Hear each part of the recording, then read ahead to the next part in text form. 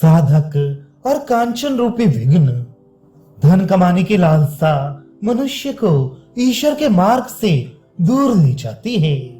इस प्रसंग में श्री रामकृष्ण देव ने एक बार अपने एक युवक शिष्य से कहा, संसारी मनुष्य की तरह तू भी नौकरी कर रहा है, पर कुछ फर्क है। तूने अपनी माँ के लिए नौकरी स्वीकार की है, नहीं तो मैं कहता छी छी, तुझे धिक्कार है, धिक्कार है। अंत में उन्होंने कहा, केवल ईश्वर की ही सेवा चाकरी करनी चाहिए।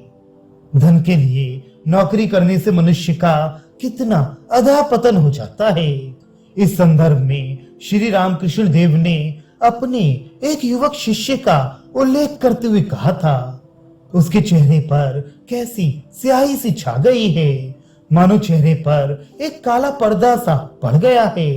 वह ऑफिस में काम करने लगा है ना, इसलिए ऐसा हुआ है।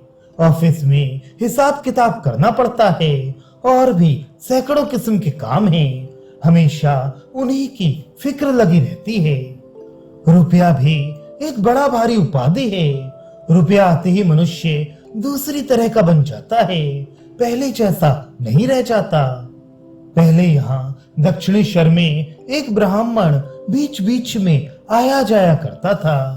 वह वैसे तो बड़ा विनयी और नम्र मालूम होता, बाद में उसका आना जाना बंद हो गया और न उसकी कोई खबर ही मिली।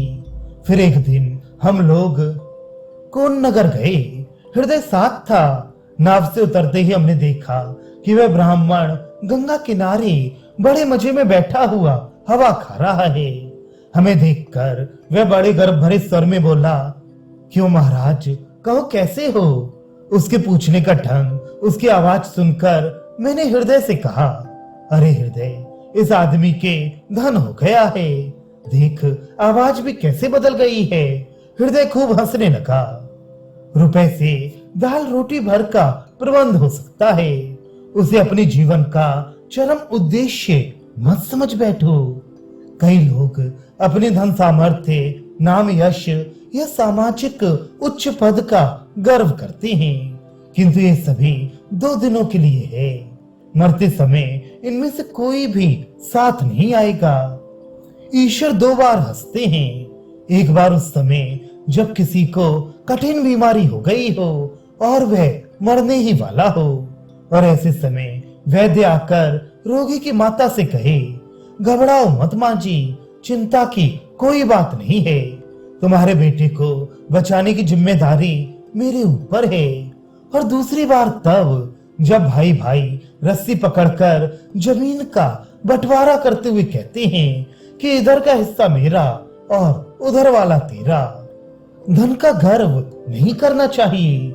अगर कहो कि मैं धनी हूं तो तुमसे भी बढ़कर धनी हैं। ऐसे ऐसे धनी हैं जिनकी तुलना में तुम भिखारी जैसे लगोगे।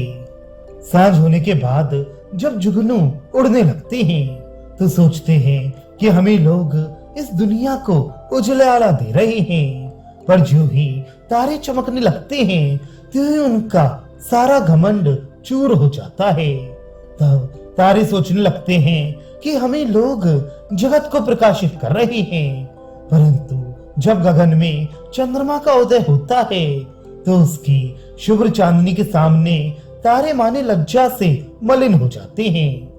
फिर चांद मन ही मन सोचता है कि मेरे ही प्रकाश से उद्भासित होकर जग मानो मुस्कुरा रहा है, परंतु देखते ही देखते पूर्व गगन को रंजित कर अरुणोदय हो जाता है और चंद्रमा मलिन होकर थोड़े ही समय में कहां अदृश्य हो जाता है।